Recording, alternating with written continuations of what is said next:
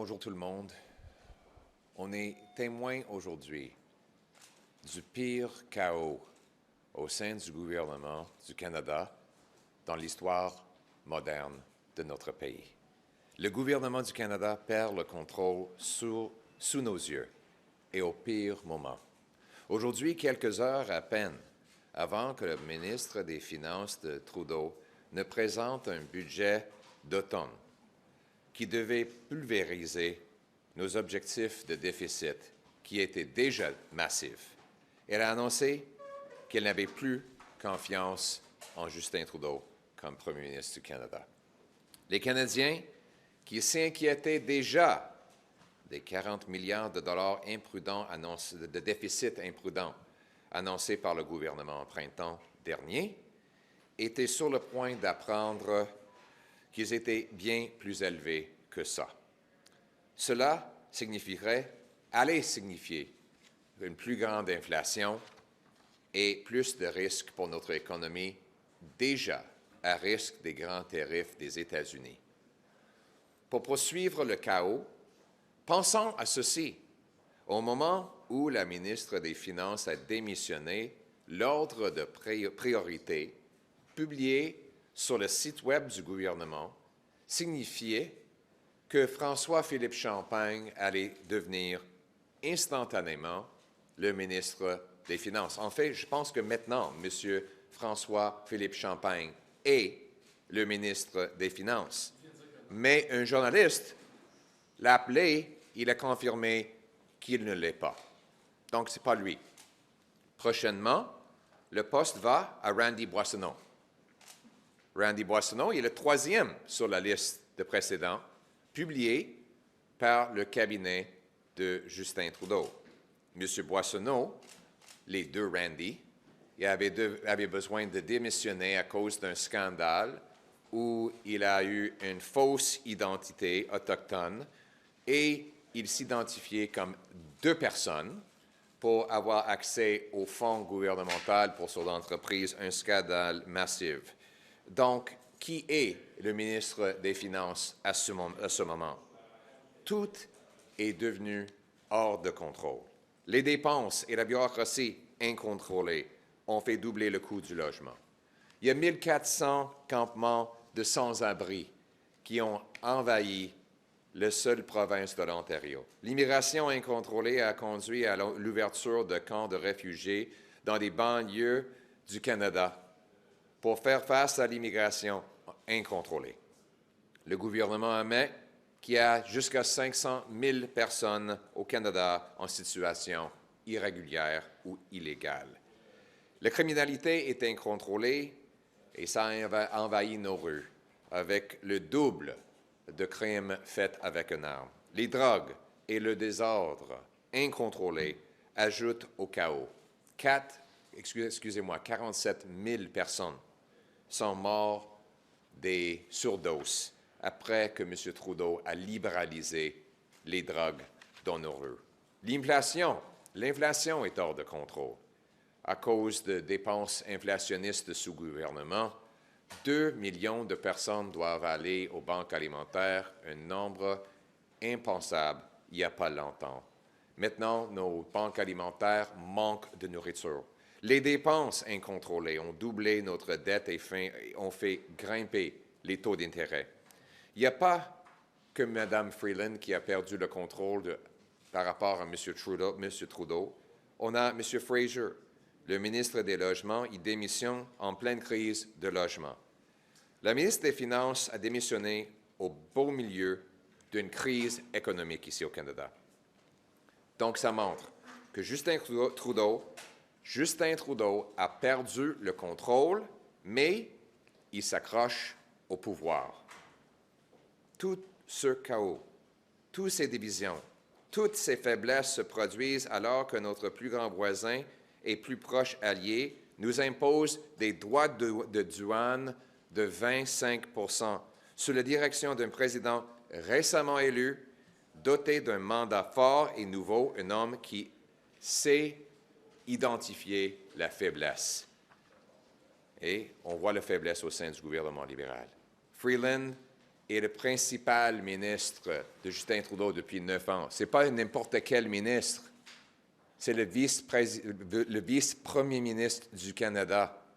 Et elle a perdu la confiance en M. Trudeau. Regarde ses propres mots. Aujourd'hui, notre pays est confronté à un grand défi. La nouvelle administration américaine poursuit une politique de nationalisme économique agressif, ce qui comprend une menace de tarif de 25 %. Nous devons prendre cette menace au sérieux. Il faut préserver notre capacité fiscale aujourd'hui, disposer des réserves dont nous pourrions avoir besoin en cas de guerre tarifaire. Il faut éviter les astuces politiques coûteuses que nous ne pouvons pas nous permettre et qui font douter les Canadiens que nous reconnaissons à quel point ce moment est grave. Je sais que les Canadiens et Canadiennes reconnaîtraient et respecteraient une telle approche. Ils savent quand nous travaillons pour eux et ils savent quand nous nous concentrons sur nous-mêmes. Il est inévitable que notre mandat au gouvernement prenne fin. Prenne fin. Et je cite, « Cela ne peut plus durer. » Quand Jagmeet Singh va-t-il travailler pour le Canada au lieu de travailler pour M. Trudeau? Comment ça se fait, M. Singh, que quand il y a 20 députés libéraux qui ont perdu la confiance en M. Trudeau, y compris sa propre vice-première ministre, que vous, M. Singh, ayez toujours la confiance envers ce premier ministre? Il faut maintenant que M. Singh mette le Canada d'abord et mette fin à ce gouvernement désastreux qui a perdu totalement le contrôle. Nous sommes là pour travailler dans l'intérêt du Canada. Et j'ai un message pour tous les libéraux patriotiques à travers le Canada. Je comprends que vos leaders, que ce soit M. Carney ou M. Trudeau, vous ont trahi. Les conservateurs vont travailler pour vous, pour tous les Canadiens, de toutes les couleurs politiques, pour réunir et pour aider le Canada à récupérer après tous les dommages qu'a causé M. Trudeau. On a un bel avenir, mais il faut commencer maintenant de reprendre le contrôle. On va reprendre le contrôle des dépenses, de l'immigration, des frontières, de la criminalité et de notre gouvernance. On va réinstaurer la promesse du Canada. Merci beaucoup. Thank you very much, everyone, for being here today. What we are seeing is the government of Canada itself is spiraling out of control right before our eyes and at the very worst time. Today, mere hours before Trudeau's finance minister was to deliver a fall economic update that was expected to smash through her already massive deficit targets, she announced she no longer has confidence in the Prime Minister. Canadians were already anxious about the reckless $40 billion deficit the government had announced last spring, but today, in mere hours, they were expected to learn that it was much higher than that, threatening our social programs and our fiscal stability right in the middle of a potential trade war. The Prime Minister, with the help and instigation of carbon tax Carney, pushed Ms. Freeland to bring on massive, unsustainable, irresponsible spending increases that blew through her self-imposed guardrail. He thought that he would simply push her through that guardrail and off the cliff so that she, and not he and Mr. Carney, would take the blame for the crisis that he and they caused. To continue the chaos, think of this. The moment the finance minister resigned, the government's published order of precedent meant that François-Philippe Champagne instantaneously became the finance minister. But now he tells us he doesn't have the job and doesn't want the job.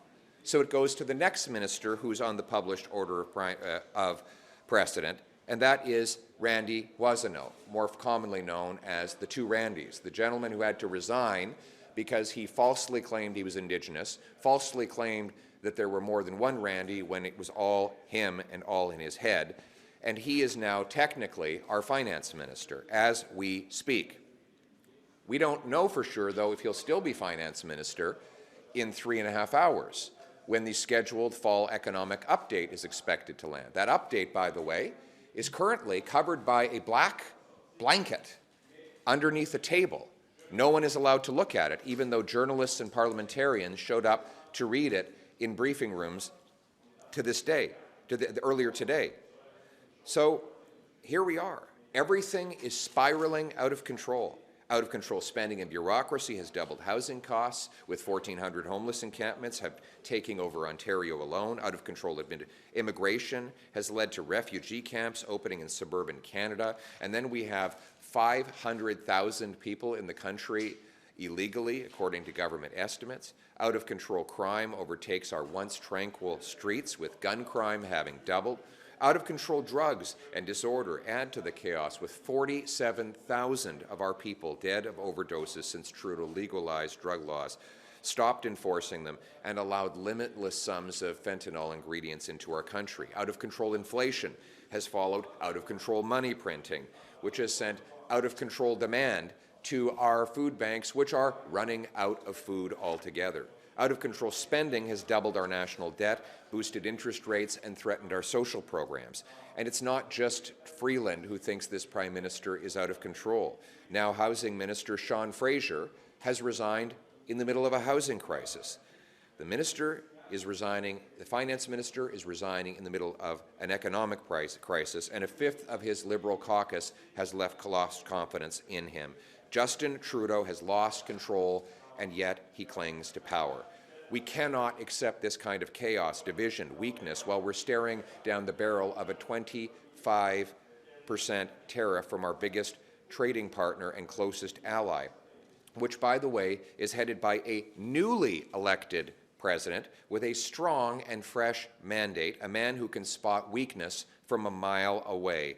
Ms. Freeland has been Mr. Trudeau's most trusted minister now for a decade, for 9 years. She knows him better than anyone, and she knows that he's out of control. She said this: "Our country faces a grave challenge. The incoming administration in the United States is pursuing a policy of aggressive economic nationalism, including the threat of a 25% tariff. We need to take that threat extremely seriously. That means we have to keep our fiscal firepower dry today, so we have the reserves we may need for a coming tariff war. That means eschewing costly political gimmicks, which we can ill afford, and which makes Canadians doubt that we recognize the gravity of the moment. I know Canadians would recognize and respect such an approach. They know we are working for them. They know when we are working for them, and they know when we are working for ourselves. Inevitably, our time in government will come to an end. Will come to an end," she said, and I quote. And it is coming to an end, because we simply cannot go on like this. And it is up to Jagmeet Singh now to make that realization. Mr. Trudeau is being held in office by one man, Jagmeet Singh. A fifth of Liberal MPs have written a letter for him to resign. His Deputy Prime Minister has walked out on him. His Housing Minister has quit. That on top of numerous other female ministers who stormed out after his appalling mistreatment and abuse and dishonesty towards them. 80% of Canadians have lost confidence in this Prime Minister. So why is Jagmeet Singh making the entire country wait for him to get his pension? That is the question today. To patriotic Liberals across the country, my message is this: you supported this government in good faith because you thought it was the right thing for the country. And you are good and decent patriotic people who've been let down by a Prime Minister and his top advisor, Mr. Carney, who have betrayed Ms. Freeland and you. Carney and Trudeau, the backroom boys, have taken the Liberal Party away from anything it used to stand for. What I'm calling for is let's bring home the common sense consensus of Liberals who believed in liberty, Conservatives who believed in conserving it, fiscal responsibility, compassion for our neighbours. These are the shared common values that will bind up our nation's wounds and bring us back together. Now is the time for a carbon tax election to turn the decision away from me or Mr. Trudeau or Mr. Singh or Mr. Carney and put it in the hands of the people. I know that they will make the right decision. Let's bring it home. Mr. Poilievre, can you clarify, you do not accept the possibility that Mr. Trudeau could resign and there could be a leadership? You think there needs to be an election right now? Yes. Why is that? Because it is not backroom Liberal insiders who get to choose the Canadian Prime Minister, it is the Canadian people. And for Mark Carney to write a fall economic update full of poison pills and then put it on his rival Chrystia Freeland's desk to knock her and Mr. Trudeau out of the game and allow him and appoint himself Prime Minister is about the most undemocratic political maneuver we've ever witnessed in this country's history. The Canadian people deserve to choose who should be their next Prime Minister. Let's put our faith in them. Is it possible to still have a vote on this, though? That's up to Mr. Singh. Will the election itself need to take place before January the 20th, when the catastrophic 25% tariff is slated to come into effect? It would be ideal to have the election done before the President takes office or within the first week or two of his mandate, so that Canadians would have a strong Prime Minister with the brains and backbone, the strength and smarts to stand up for Canada, facing down President Trump and our American competitors. But to be clear, do you think there is a process? Is there a process in the House of Commons? We're in a minority government. Do you see a process in which the House could vote no confidence before it rises tomorrow? Is there such a maneuver that you can do? I think it's really up to Jagmeet Singh. Do you think Canadians want resigned hours before tabling the fall economic statement? How should the government now proceed with the Fez? Should it be tabled? Yes. Last question. And maybe the answer is just for them to table the Fez and let's vote up or down on the Fez. It would be a confidence motion. I think the answer is to table the Fez, the fall economic update, and let the House of Commons vote up or down. And if the fall economic update is defeated, then it would be a non-confidence vote and we would proceed to a carbon tax election. Je pense que M. Trudeau devrait déposer la mise à jour économique cet après-midi et permettre un vote ce soir pour permettre la Chambre des communes de montrer si oui ou non on a la confiance ou bien si on va aller en élection pour reprendre le contrôle de notre pays. Last question. Do you think Canadians want their Christmas holiday to be interrupted by a federal election campaign? I think right now Canadians' Christmas holidays are being interrupted by the NDP Liberal hell they're living under.